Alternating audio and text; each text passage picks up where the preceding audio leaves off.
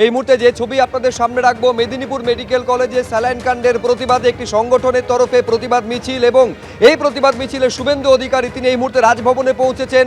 3 প্রসূতির একজন এসএসকেএমে যিনি এই মুহূর্তে চিকিৎসাধীন, তার পরিবারকে সঙ্গে নিয়ে রাজভবনে পৌঁছেছেন বিরোধী দলনেতা শুভেন্দু অধিকারী। এই ছবি আপনাদের সামনে আমরা রেখেছি। এই মুহূর্তে যখন শুভেন্দু অধিকারী প্রবেশ করছেন রাজভবনে, দেখছেন সেই মুহূর্তের ছবি।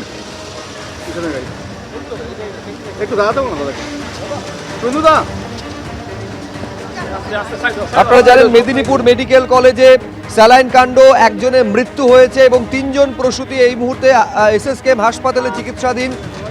একজন প্রসূতির পরিবারকে সঙ্গে নিয়ে এই মুহূর্তে যে ছবি আপনারা দেখতে পাচ্ছেন, যখন শুভেন্দু অধিকারী প্রবেশ করছেন রাজভবনের ভেতরে, সেই মুহূর্তের ছবি। ডেপুটেশন দেওয়া হবে এই ঘটনার প্রতিবাদে। আপনারা জানেন যে পশ্চিমবঙ্গ ফার্মাসিউটিক্যালের তৈরি রিঙ্গার ল্যাকটেট স্যালাইন ব্যবহার করার কারণে এই প্রসূতির মৃত্যু হয়েছে বলে অভিযোগ সামনে এসেছে, আর তারই প্রতিবাদে এই কর্মসূচি। এরাই এত ভিড় করে দেয় না।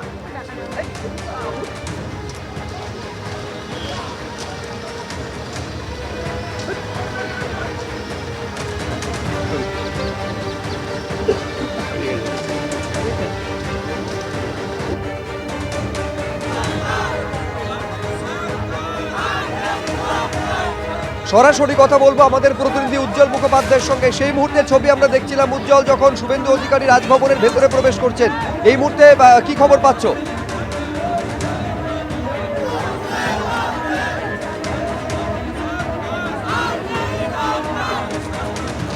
রাজভবনে পৌঁছানোর পর আমরা দেখতে পেলাম যে সেইখানে তখন উপস্থিত ছিলেন পুলিশ। সাধারণত রাজভবনে ঢোকার মুখে যারা পুলিশ থাকে সেই পুলিশের ব্যারিকেড ছিল। হঠাৎ করেই শুভেন্দু অধিকারী তিনি কিন্তু পুলিশের ওপর কিছু একটা নিয়ে অত্যন্ত বিরক্ত। তিনি চিৎকার করেন এবং কিছু দোষারোপ করেন পুলিশকে। কি কারণে তিনি বিরক্ত আমরা এখনো দূর থেকে বোঝা যায়নি, তবে অনেকক্ষণ ধরে তিনি দাঁড়িয়ে কিন্তু ওখানে চিৎকার চেঁচামেচি করছিলেন। তার যেটা সব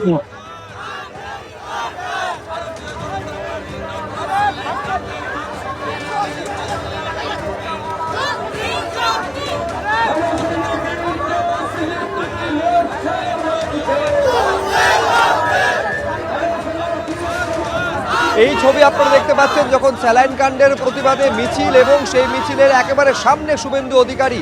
এই মিছিল থেকে শুভেন্দু অধিকারী সোজা চলে গিয়েছেন রাজভবনে, এবং এসএসকেএম হাসপাতালে 3 জন প্রসূতি রয়েছেন, তাদের মধ্যে একজন মাম্পি সিংহ, তার পরিবারকে সঙ্গে নিয়ে রাজভবনের ভেতরে তিনি গিয়েছেন। কিন্তু তার আগে পুলিশের সঙ্গে বচসা হয় বলে জানাচ্ছিল উজ্জ্বল। হ্যাঁ উজ্জ্বল, দেখো তুমি দেখতে পাচ্ছ সেই ছবিটা। আমরা দেখলাম যে শুভেন্দু অধিকারীর গাড়ি যখন রাজভবনের ভেতরে ঢুকছে, সেই সময় সম্ভবত পুলিশের পক্ষ থেকে তার সঙ্গে যারা রয়েছেন তাদের পরিচয় জানতে চাওয়া হয়, এবং পুলিশ সম্ভবত জানতে চান যে যাদেরকে সঙ্গে নিয়ে যাচ্ছেন শুভেন্দু অধিকারী তাদের অনুমতি রয়েছে কিনা। এই ক্ষেত্রে শুভেন্দু অধিকারী কিন্তু রীতিমতন ক্ষুব্ধ হন এবং তিনি চিৎকার করে বলতে থাকেন যে পুলিশের রাজভবনের অনুমতি রয়েছে, আপনারা কেন আটকাচ্ছেন, এই আচরণ একেবারেই কাম্য নয়। এইভাবে তিনি চিৎকার করে বলতে থাকেন। অতীতেও আমরা দেখেছি যে বিধানসভাতেও কিন্তু পুলিশের সঙ্গে তার একাধিকবার এরকম ধরনের উত্তপ্ত বাক্য বিনিময় হয়েছে।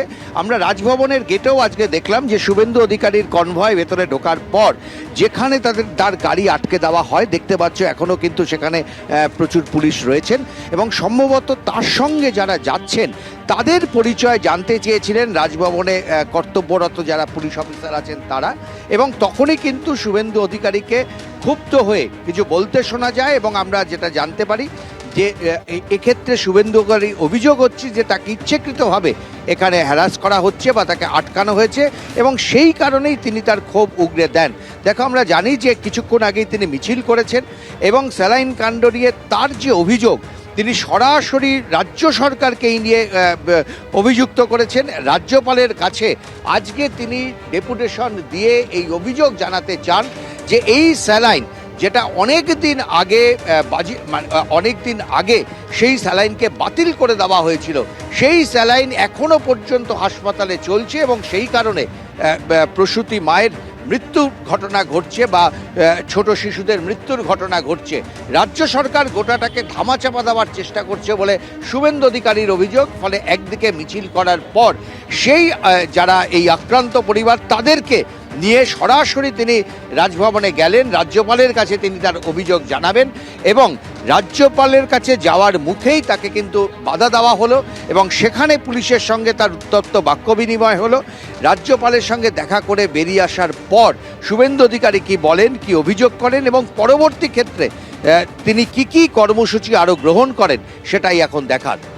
একেবারে সেটাই এখন দেখার। আমি এইখানে একবার আপনাদের সামনে আরেকবার রেখেছি যখন শুভেন্দু অধিকারী তিনি প্রবেশ করছেন রাজভবনের ভেতরে। এর আগে আপনারা জানেন যে একেবারে স্বাস্থ্য সচিবের সঙ্গে পর্যন্ত বৈঠক করেছিলেন শুভেন্দু অধিকারী এবং সেদিন তিনি বলেছিলেন যে কতজনের শরীরে এই বিষাক্ত স্যালাইন গিয়েছে তার একটা তালিকা কিন্তু স্বাস্থ্য সচিবকে দিতে হবে।